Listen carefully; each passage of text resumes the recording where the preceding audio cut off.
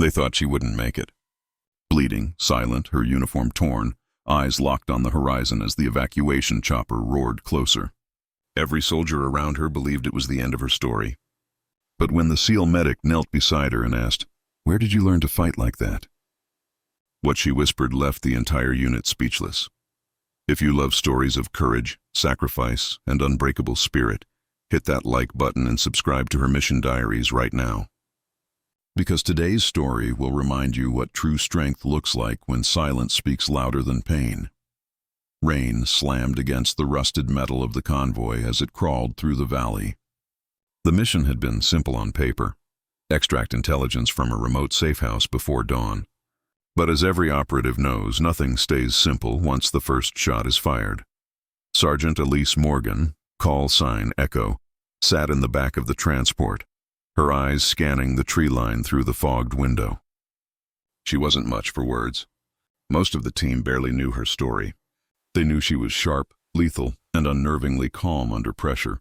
But beyond that, Elise was a mystery. Some said she used to be a linguist. Others swore she was special operations.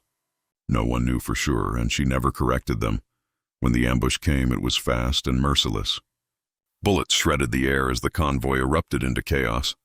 Smoke, fire, shouts, and then silence broken only by the whine of distant engines.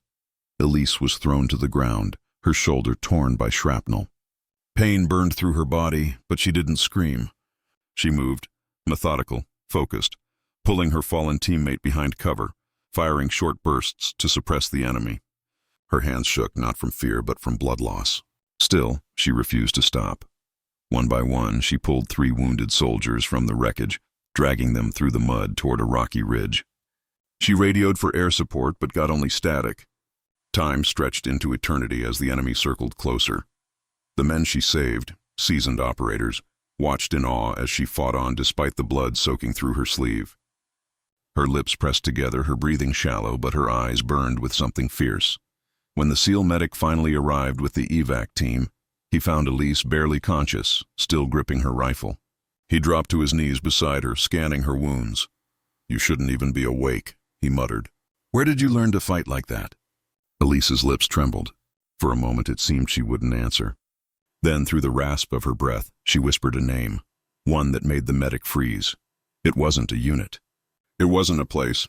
It was a person, someone long gone.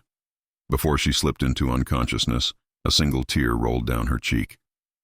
Don't forget to like and subscribe to her Mission Diaries, because this reveals the truth behind Elise's silence and what really happened in that valley. Days later, the base infirmary smelled of antiseptic and rain-soaked gear. Elise lay hooked to IV lines, her arm bandaged tight.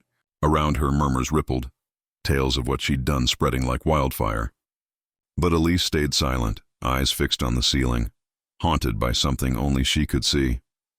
The SEAL medic, Lieutenant Brooks, entered quietly.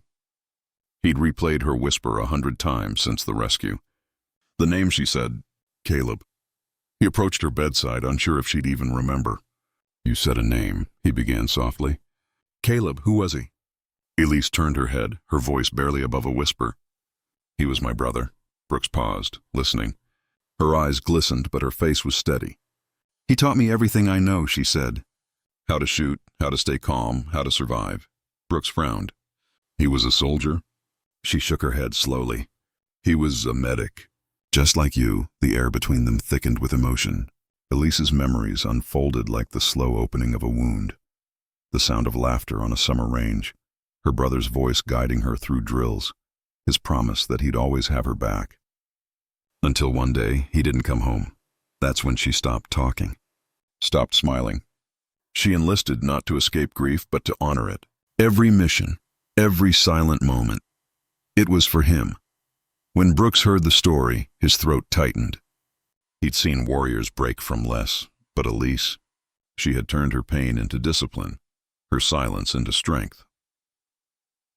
Weeks later, when she returned to active duty, something was different.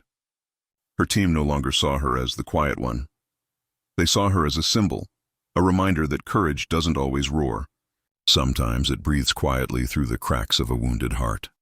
On her final day before deployment, Brooks handed her a small med patch stitched with a single word: resilient. She smiled faintly, the first smile anyone had seen in months, and pinned it to her gear.